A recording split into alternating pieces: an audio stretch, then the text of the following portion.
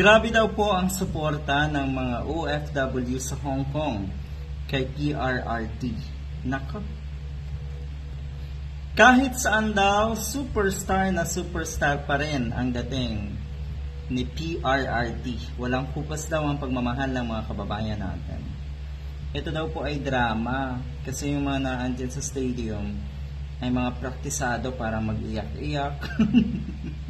Kasi yun pala yung mga miyembro ng kulto ni Kibuloy, yung mga umatan dyan. So gamit na naman po ang mga OFW natin kuno na kababayan, mga kawawang OFW. Uulitin ko lang ang balita, mga miyembro ng simbahan ni Kibuloy, etong mga dumalo dyan. Hindi man lahat, siguro meron din konting mga OFW na naandyan, totoong OFW.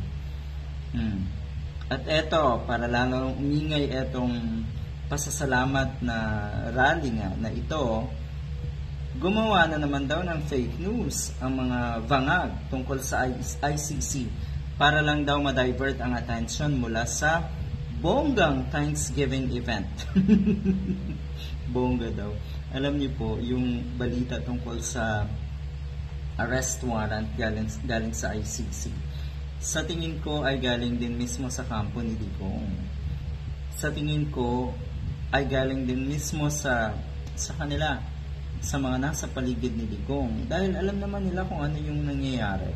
Natural lamang na nakamonitor yung kanyang legal team, halimbawa, para kahit papano alam kung ano ang kanilang gagawin. Ang unang nagsalita tungkol dito sa pag-arestong ito ay si Harry Roque, si Panelo. O ayan, mga kampo ni Digong.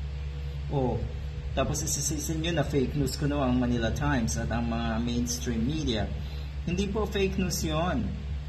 Ang sinasabi nila sa balita ay yung speculation. At saan ang galing yung speculation na yan? Sa kampo mismo ni Digong. Mahal na mahal pa rin daw ng taong bayan si Digong. Kaya pala matagal na daw itong plinano at ipapakita nga sa buong bansa na marami pa rin nagmamahal sa kanila. Bakit hindi po kayo mag-organize ng isang rally na organic yung mga attend? Kasi obvious na hakot daw yung mga umattend dito. At ulitin ko, karamihan dyan ay mga artista ni Kibuloy.